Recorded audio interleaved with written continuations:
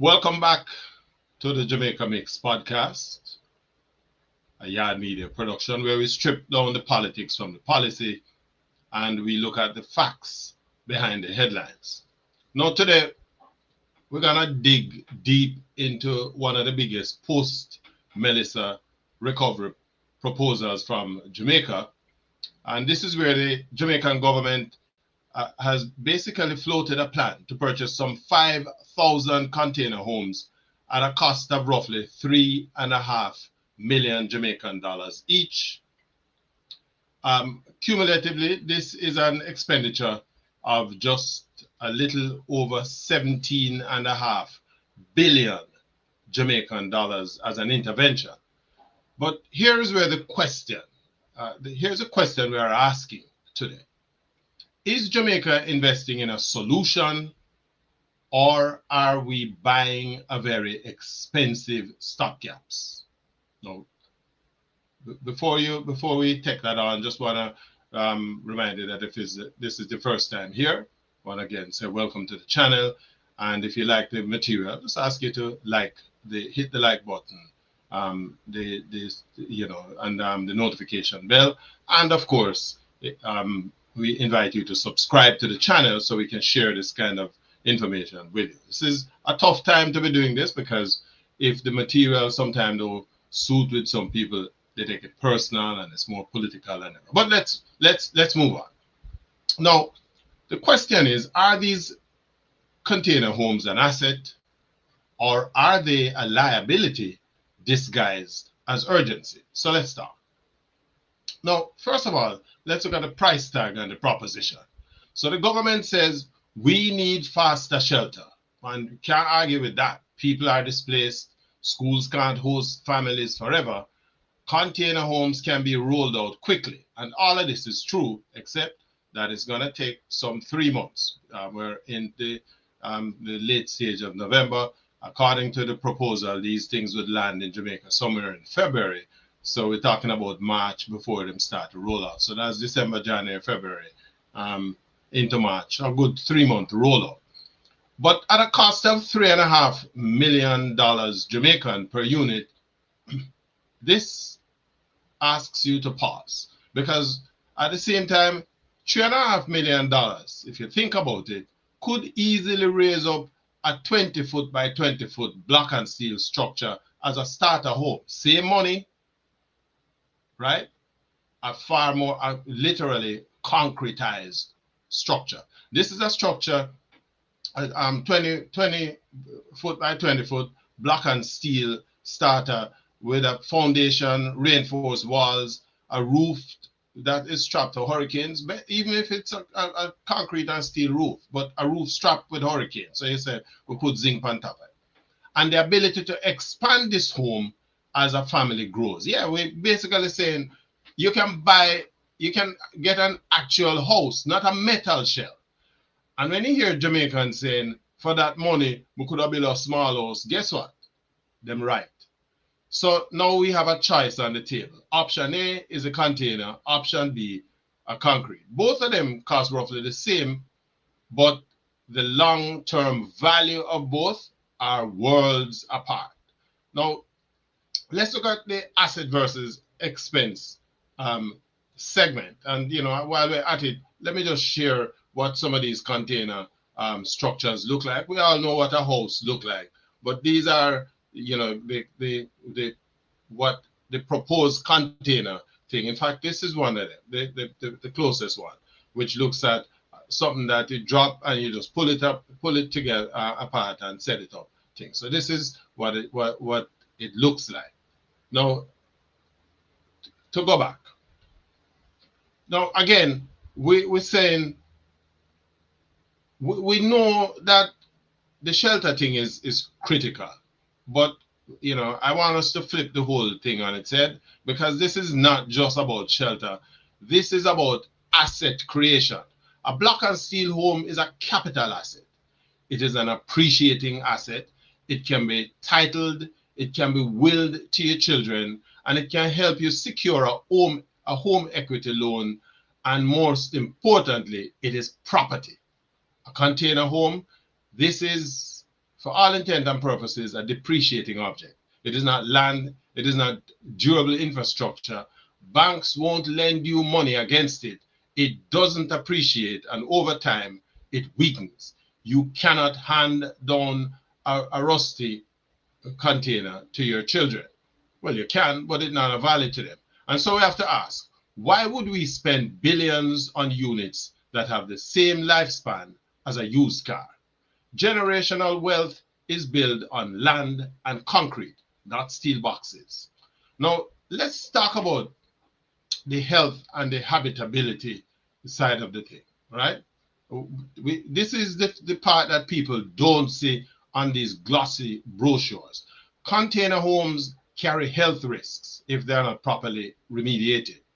Many, especially used containers, have toxic industrial paints, fumigant residues, insecticide-soaked plywood floors, chemical off-gassing, and poor ventilation, especially in a tropical climate space like Jamaica.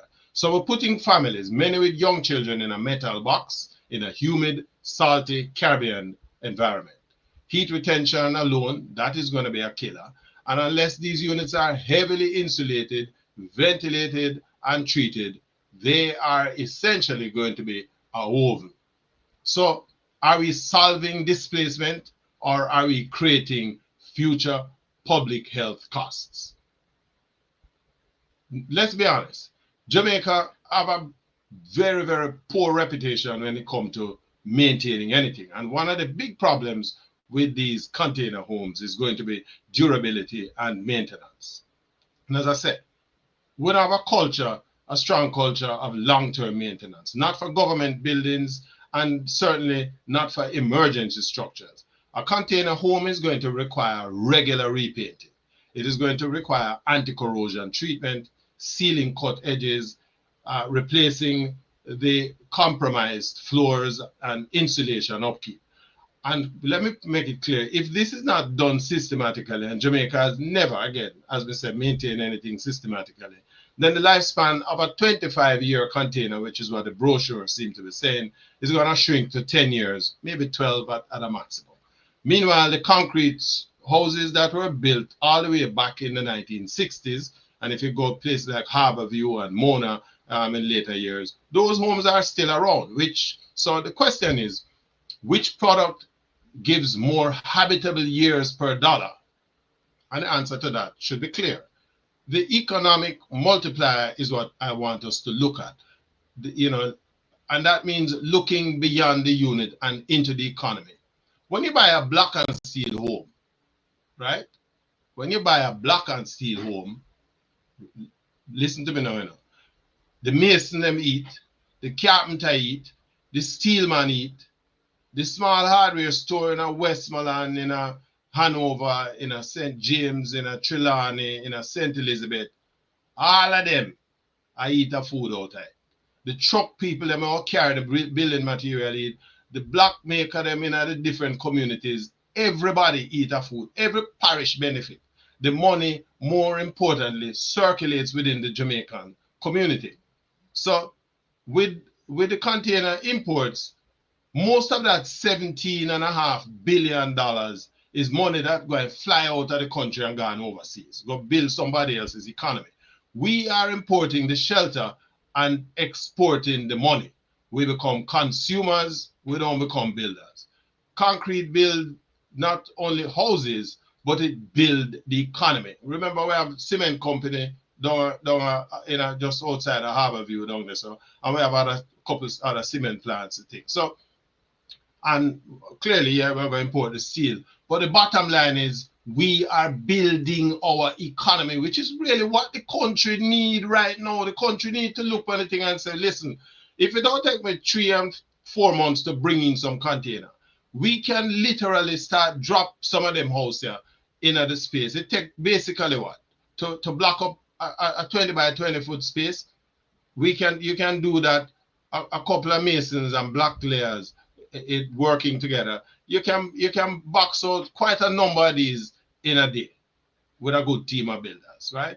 Generational wealth don't come from quick fixes, which is what Jamaica really need right now, is to create generational wealth. Yes, there is a desire to fix this. But it is the quick fix that caused the problem in the first place. The people them living in some board house, right? That breeze blow it away. Here is an opportunity to get it right. And getting it right can be a steel box what we're bringing from somewhere else that some importer is going to make a piss pot load of money off of it at the expense of the buyers. Generational wealth come from land, it comes from titles, it comes from permanent structures, it comes from assets that can be improved, it comes from assets that can be collateralized, and it provides assets that your children and grandchildren can inherit. So the critical question becomes, will these container home beneficiaries get land titles? And if the answer is no, then we're not solving poverty. What we are doing is institutionalizing that poverty. A family living on government land in a deteriorating container is no better off 20 years from now. Meanwhile, a family with a small permanent structure, no matter how modest, now has a foothold in the economy. This is the reason to invest, something to protect, something to pass on. Containers don't anchor families, concrete does that. So where do we have a role? Let me be fair here. The containers do have a place in it. They are excellent temporary solutions. They may work as emergency shelters, temporary clinics, mobile offices, classrooms, transitional houses, in other words, work as transitional houses while you're rebuilding communities. But they should never become the long-term vision for low-income housing in Jamaica. A transitional solution must not transform into a permanent trap.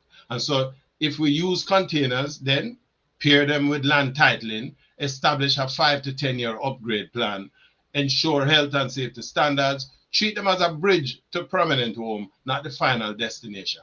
The danger is not in using containers. The danger is in mistaking them for a development policy. So the question, therefore, is what is truly at stake?